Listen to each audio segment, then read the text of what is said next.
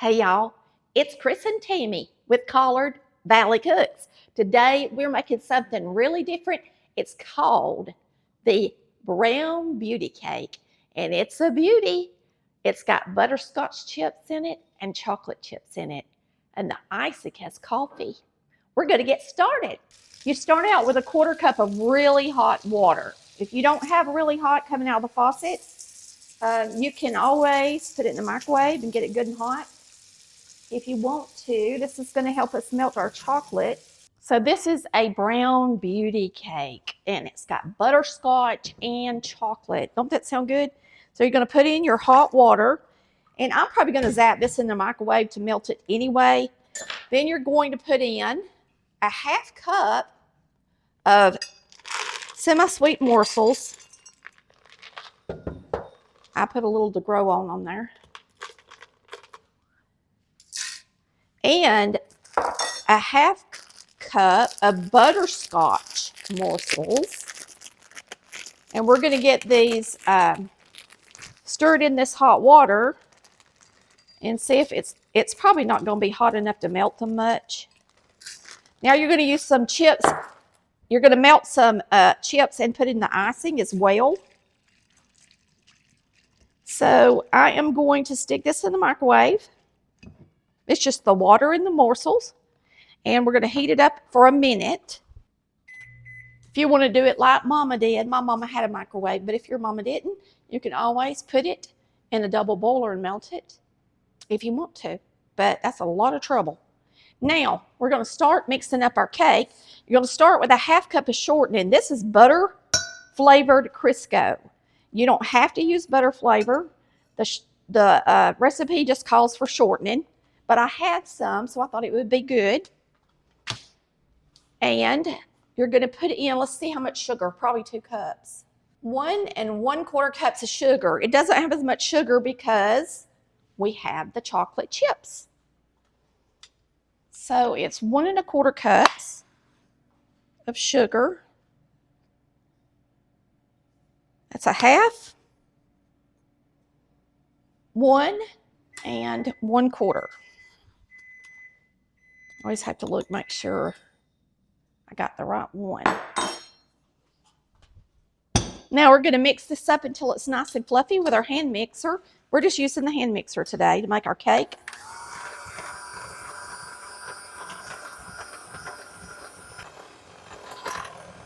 Do a really good job.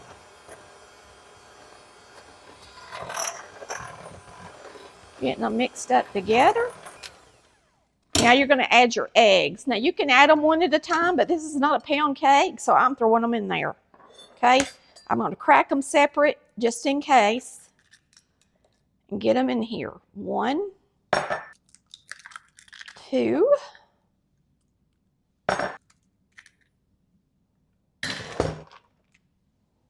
3 eggs. All right, I'm going to wipe off my counter. I always like to wipe it off after I crack eggs. Now we're going to mix this up.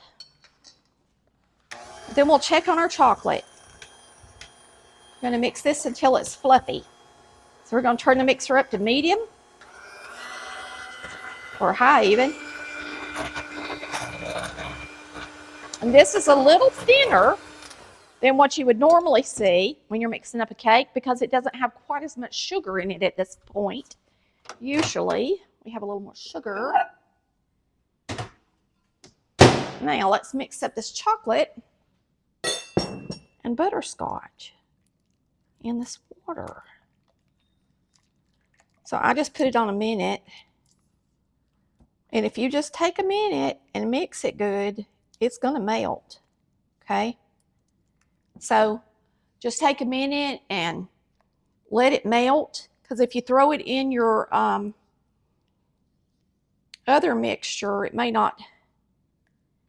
may cool off too quick and have little bits left that haven't melted. So make sure it's pretty good and melted, and then we can add it in. Y'all let me know if you've ever had this cake. I have never had this cake. I saw it when I was going through this cookbook, and I thought, man, that sounds good. I love anything with chocolate and butterscotch. Can't go wrong with that. We're gonna mix this up. Now it says to have your oven on 375, so that's what we've got it on. It calls for 2 1/4 cups of all-purpose flour, but then it also calls for baking powder, baking soda, and I am not going to use that. I'm going to use a self-rising flour. So we're going to put in 2 1/4 cups of self-rising flour. It says to sift your flour, and I recommend you sifting your flour if it's been in the pantry or in the refrigerator. It always makes, if you put it in the refrigerator, it always makes it lumpy. So if you've had it somewhere like that and it's not, if it's lumpy, you may make sure you sift it. I don't have to sift mine. I'm going to go ahead and put in 1 cup, and then I'm going to add my milk.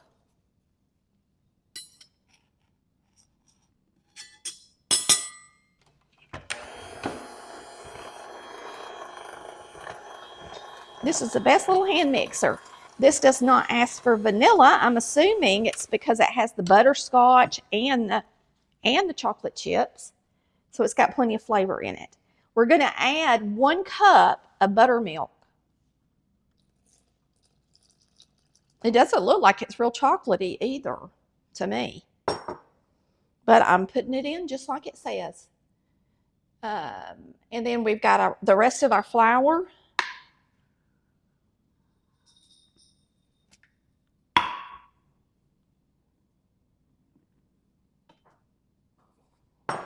And 1/4.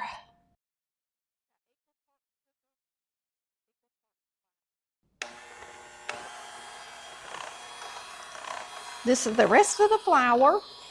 So make sure you got everything in there. We got in our semi-sweet chocolate, our butterscotch, our water, our shortening, our sugar, our eggs, the flour, and the buttermilk. Everything's in here. All right.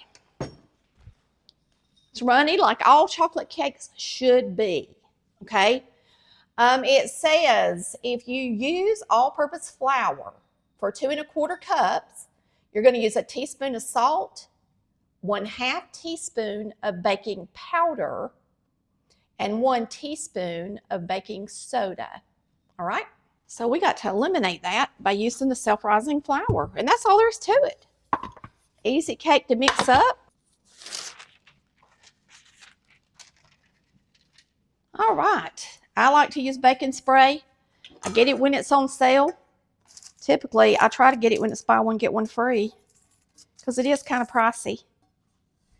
But it keeps me from having to grease and flour my pans, and I like it.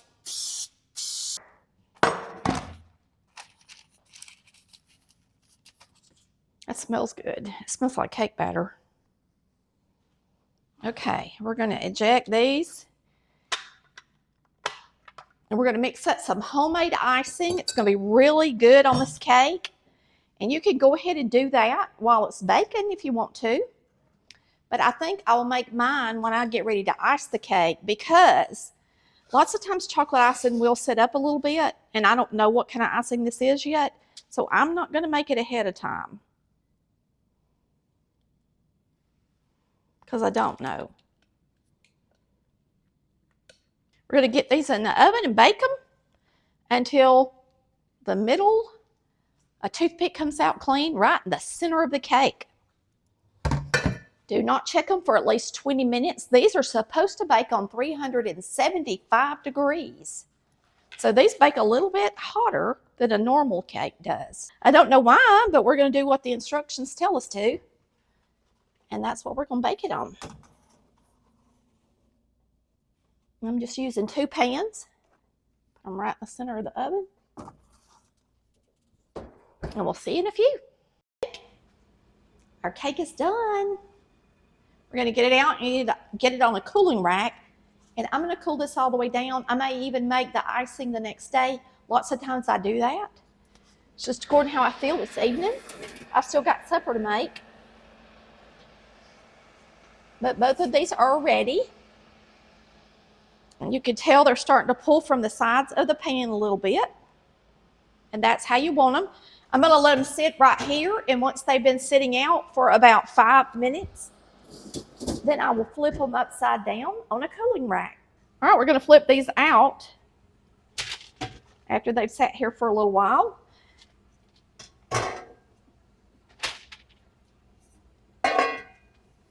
And I put parchment on the bottom, so it makes it nice and easy to take out of the pan. Now I'm going to cool these down, probably wrap them, and ice them tomorrow. Okay, the first thing we're going to do is melt our chips in our strong coffee. I just brewed the coffee. It's hot and strong. So I'm going to use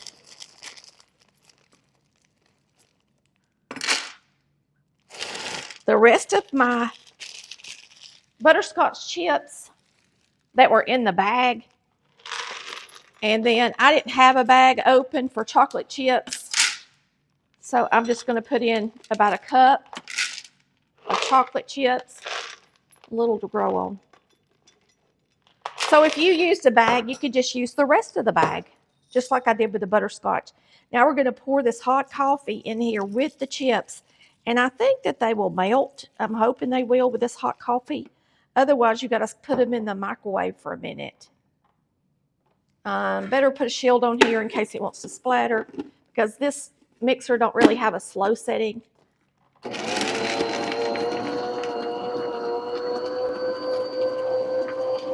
Looks like it's melting it to me. So you're going to take a minute and let it get creamy, so you don't have a bunch of brown bits in your icing. So it's not stuck or anything to the bottom. I'm just going to let it mix for a couple of minutes, and then we're going to start adding powdered sugar. Now this is going to make our brown beauty cake gorgeous, this pretty icing. We're going to start adding our powdered sugar, and I'll probably have to put in 2 bags, which is 2 pounds.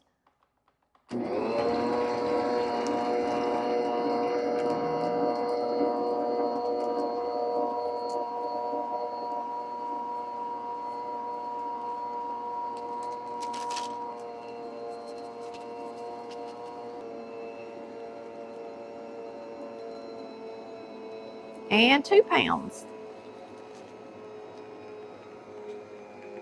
I'm going to take this cover off, and we're going to turn it up and let it beat it hard.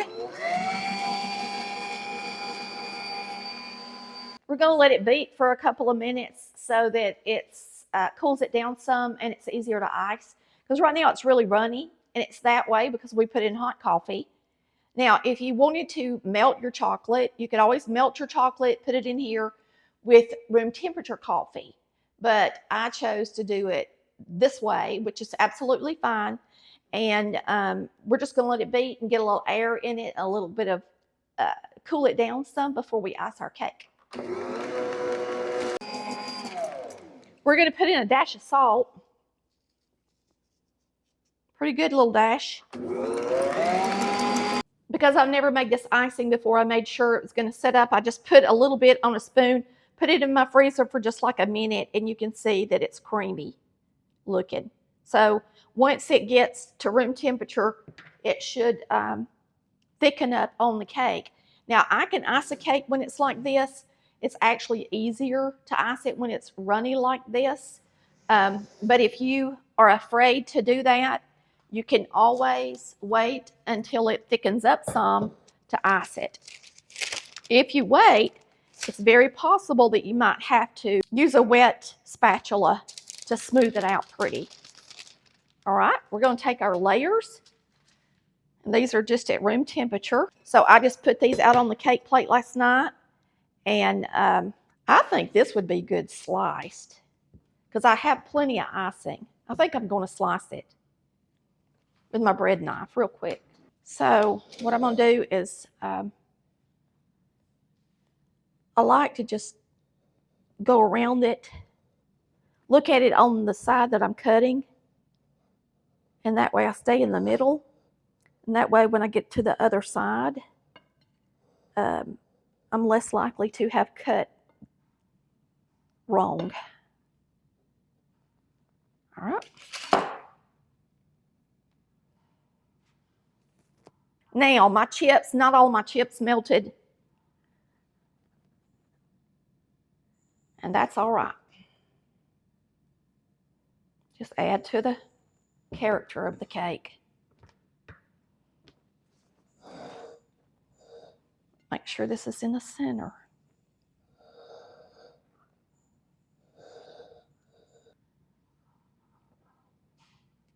We'll have to clean up our cake plate when we get done since this is runny. Usually I ice it on my turntable and then I transfer it to my cake plate. I usually use a board, but I didn't want to waste a board today. And this cake doesn't have to be refrigerated, so there's really no need in me having to do that.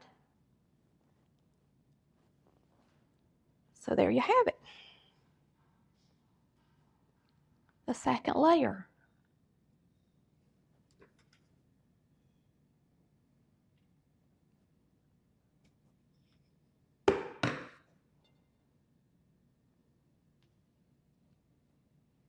This is going to be a good cake. The brown beauty is going to be a beauty. All right. If you didn't understand what I was talking about, you'll just take your bread knife and you'll go right at the center of your layer. Now, I will tell you guys, and you'll just turn it as you watch it. I will tell you guys that I didn't video it, but I did weigh my cake pans so that I would try to get these equal in depth.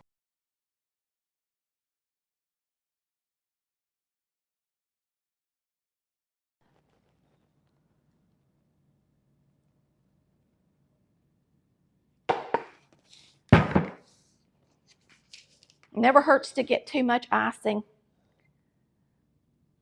So it's good to just pour it out like that on it. And I'm telling you, it's easier to ice this way. But if you're going to ice it when it's runny like this, you really need to do like I'm doing and just pour it on there.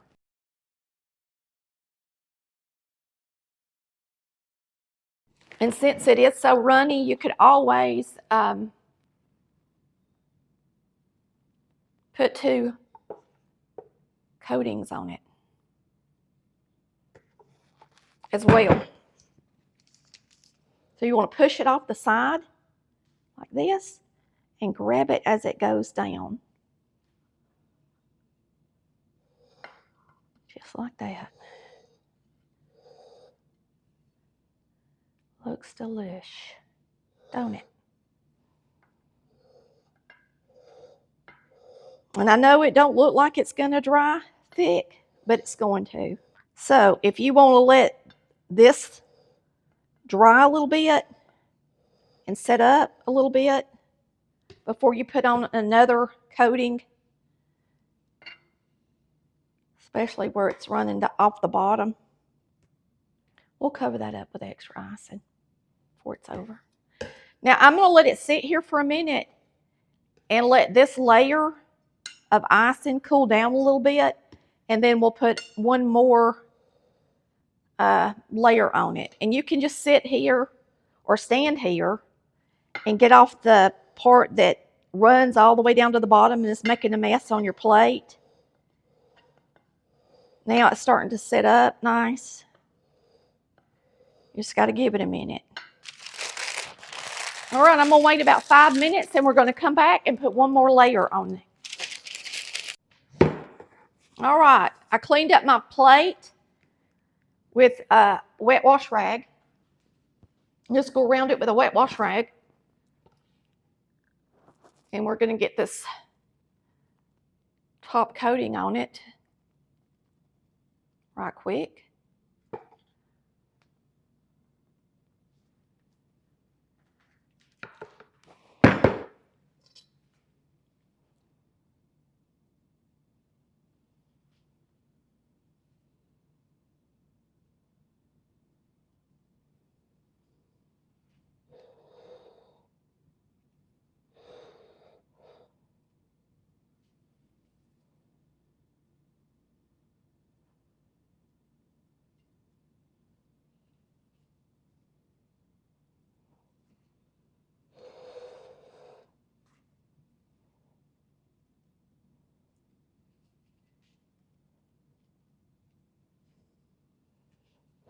And if you want to make a design in the top, you can, but you're going to have to wait until it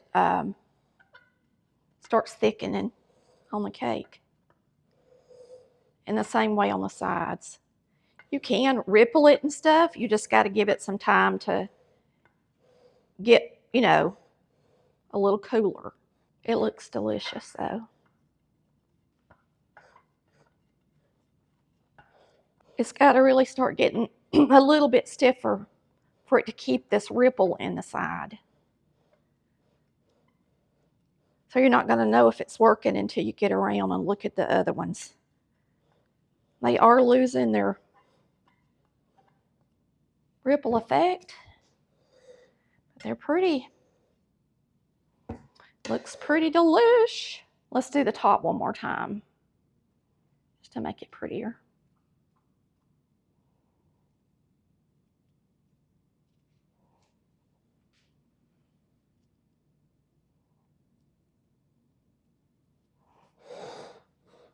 There you have it. Now I'm just going to take my spatula and try to get up the edging. Just going to lay it flat. Go around the bottom as best you can. And then you're going to take your wash rag, and it needs to be wet. You can also use a paper towel if you want to do that. Now this has already got chocolate on it. That's why it looks bad. And then you're going to take it wet, and you're going to use your finger. You're going to get right up along the edge of the cake like that. And then you're going to move it and start a clean spot on your rag as you go around. And like I said, if you want to melt that chocolate, instead of using hot coffee to make this icing, it would be ready to ice a lot quicker and more manageable for you. However you want to do it. That's it. It looks good. And I know Chris will love it because it's got plenty of icing. Since we split the layers. That's a good thing about making a 2-layer cake. They're usually deep enough that you can split them. Now that was an 8-inch layer, which gives you a little more room to work with than if you use a 9-inch layer. So if you're using a 9-inch, you may just want to make 3 separate layers instead of trying to split it. And if you can't ice cakes well, this is a hard icing to use. It's better to make your layers individual than it is to split them. You can only split your layers if you're really good at getting that icing on there, and that cake will pull up from that. When you're icing it, the cake will pull off the cake and into your icing if you're not careful. Time to cut the cake. It looks so good, I hate to cut it. It dried nice and pretty and set up pretty. So we're going to cut right through here.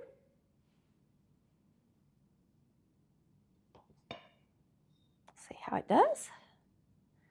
I did wait about an hour, and you can see it set up really nice in an hour.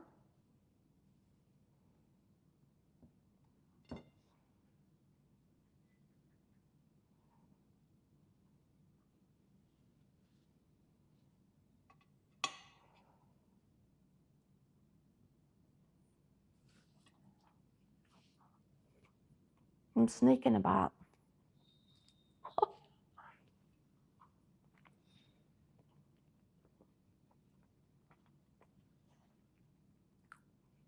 It's very moist.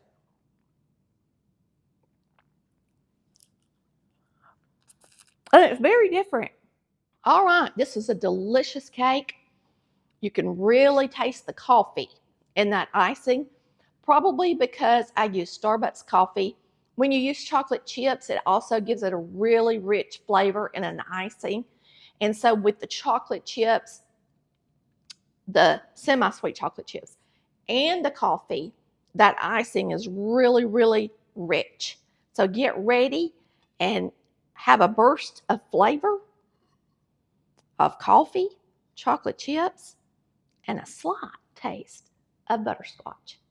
We will see you next time on Colored Valley Cooks, where we cook like our mamas did. Bye, y'all. Love ya.